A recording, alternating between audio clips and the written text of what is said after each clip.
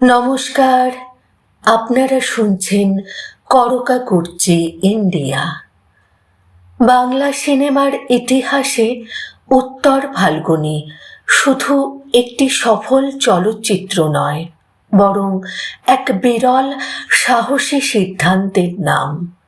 কারণ সেই ছবিতে প্রযোজক ছিলেন উত্তম কুমার নিজে, অথচ নায়িকা সুচিত্রা সেনের বিপরীতে অভিনয় করেননি তিনি।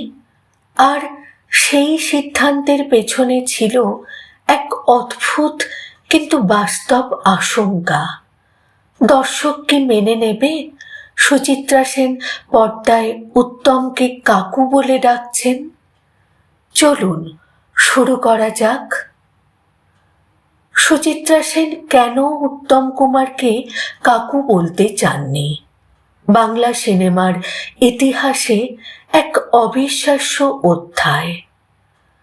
বাংলা সিনেমার ইতিহাসে এমন এক ঘটনা আছে যা শুনলে আজও অবাক হতে হয়। যে জুটিকে দেখে প্রজন্মের পর প্রজন্ম প্রেম শিখেছে, যাদের চোখের ভাষায় কেঁদেছে বাঙালি, সেই উত্তম কুমার আর সুচিত্রা সেনের সম্পর্ক নিয়েই একদিন তৈরি হয়েছিল প্রবল দ্বন্দ্ব। ভাবতে পারেন, এক ছবিতে সুচিত্রা সেনকে নাকি উত্তম কুমারকে কাকু বলে ডাকতে হতো, আর সেই কারণেই বদলে যায় পুরো কাস্টিং। কেন এমন সিদ্ধান্ত নেওয়া হয়েছিল? কেন আপত্তি তুলেছিলেন স্বয়ং সুচিত্রা সেন? আর কেনই বা নিজের প্রযোজিত ছবিতে অভিনয় করলেন না মহানায়ক? আজকের ভিডিওতে আমরা জানব উত্তর ফাল্গুনী ছবির অন্তরালের সেই অবিশ্বাস্য গল্প, যেখানে আছে ভালোবাসা, সম্মান, তারকা খ্যাতির চাপ এবং বাংলা সিনেমার সোনালী যুগের এক অজানা সত্য। 1963 সাল, বাংলা সিনেমার আকাশে তখন একটাই নাম, উত্তম ও সুচিত্রা। তাদের জুটি মানেই হাউসফুল, তাদের প্রেম মানেই দর্শকের আবেগ। পর্দায় তাদের একসাথে দেখার জন্য মানুষ পাগল প্রায়। ঠিক সেই সময় তৈরি হচ্ছে উত্তর ফাল্গুনী। পরিচালনায় অসিত সেন আর প্রযোজনার দায়িত্বে স্বয়ং উত্তম কুমার। ছবিতে ডাবল রোলে অভিনয় করছেন সুচিত্রা সেন, মা দেবযানী এবং মেয়ে সুপর্ণা।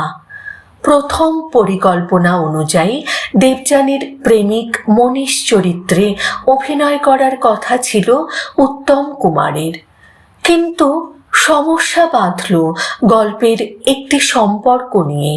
কারণ সুপর্ণা চরিত্রটি মনীষকে কাকু বলে ডাকে, অর্থাৎ একদিকে সুচিত্রা সেন প্রেমিকার চরিত্রে উত্তম কুমারের সঙ্গে রোমান্স করবেন, আর অন্যদিকে মেয়ের চরিত্রে সেই উত্তম কুমারকেই বলতে হবে কাকু। এই বিষয়টি সামনে আসতেই শুরু হয় তুমুল আলোচনা। সহকারী পরিচালক অমল সুর পরে স্মৃতিচারণায় বলেছিলেন, কাস্টিং মিটিংয়ে অনেকেই স্পষ্ট জানিয়ে দেন দর্শক এই বিষয়টি মেনে নেবে না। কারণ তখন উত্তম সুচিত্রা শুধু জুটি নন, তাঁরা ছিলেন বাঙালির স্বপ্ন। তাদের রোমান্টিক ইমেজ এতটাই শক্তিশালী ছিল যে সেই সম্পর্কের বাইরে কিছু ভাবতেই পারত না সাধারণ মানুষ।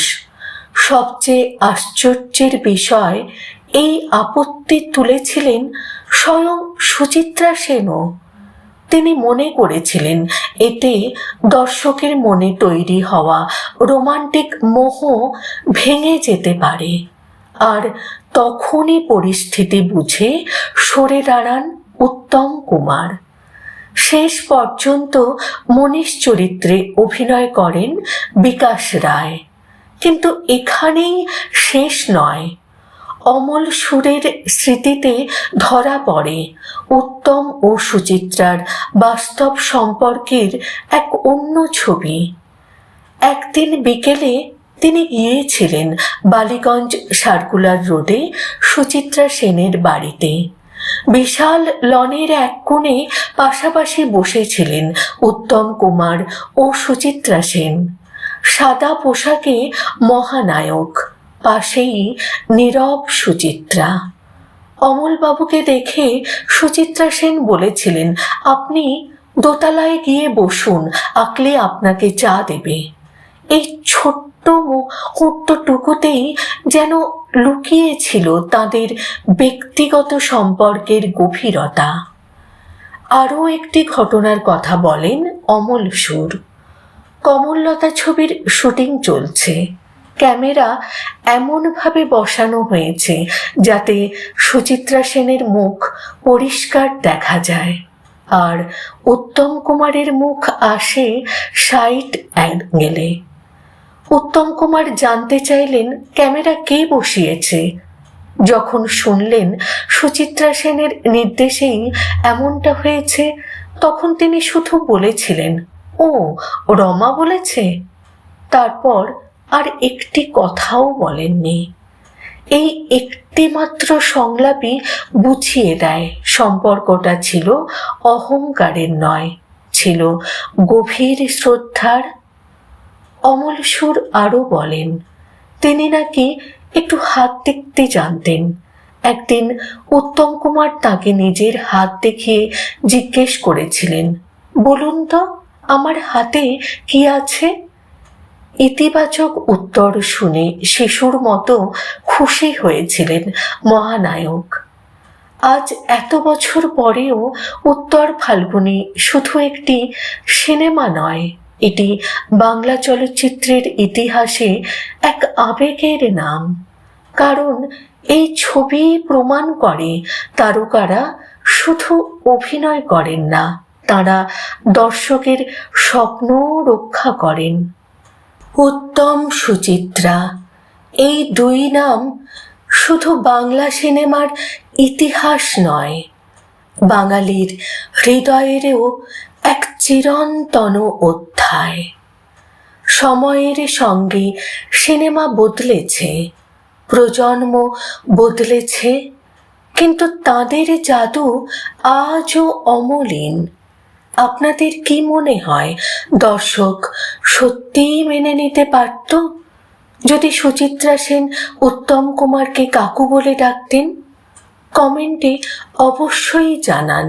ভিডিওটি ভালো লাগলে লাইক করুন, শেয়ার করুন এবং বাংলা সিনেমার এমন অজানা গল্প জানতে সাবস্ক্রাইব করুন করকা কুর্চি ইন্ডিয়া।